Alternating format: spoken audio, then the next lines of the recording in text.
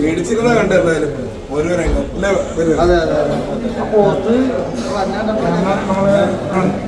റണ്ണിലും സെവൻസിലൊക്കെ ചെറിയ ചെറിയ കഥാപാത്രങ്ങൾ എത്തി ഒരുപാട് കഷ്ടപ്പെടുന്നുണ്ട് അല്ലേ? നായകൻ ശരിക്കും വെള്ളം കുടിച്ചിട്ട് ഈ പടത്തിൽ എന്താ ഒരുപാട് അധ്വാനിച്ചിട്ടുണ്ട് അല്ലേ? നല്ല രീതിയിൽ അധ്വാനിച്ചിട്ട് ഇങ്ങനത്തെ നായകന്മാർക്ക് കുറവാണ്.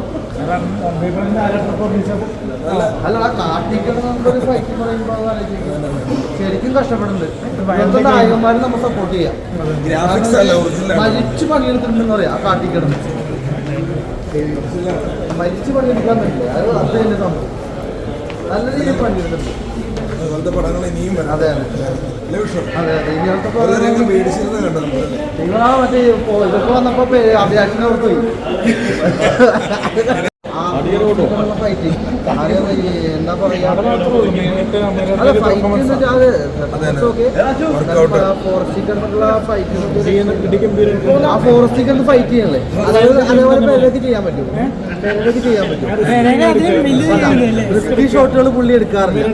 പുള്ളിക്ക് ഇങ്ങനെ നായികമാരെ കറക്കുക അങ്ങനത്തെ സാധനങ്ങളൊക്കെ പുള്ളിക്ക് ചെയ്യാൻ പറ്റും. അത് ഫൈറ്റ് സീൻ എടുക്കാൻ പറ്റില്ല.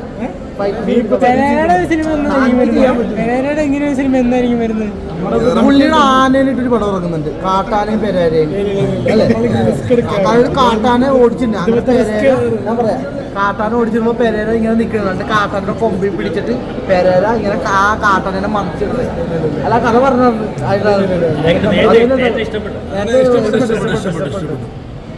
റിസ്ക് എടുക്കാനായിട്ട് അമീറേട്ടനൊക്കെ തയ്യാറായപ്പോ ഇതുപോലെ നായകന്മാരെ ഇനിയും റിസ്ക് എടുക്കുന്ന വേഷം ചെയ്യാൻ പുള്ളിക്ക് പേടിയാണ്.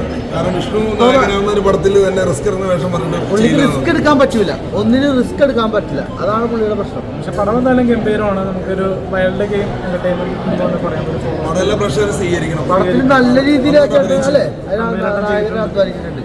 കാരണം അമീറേട്ടന്റെ ഒരുപാട് പടങ്ങൾ കണ്ടിട്ടുണ്ട്. പക്ഷെ നായകവേഷം ഇത് ആദ്യമായിട്ടാണ്.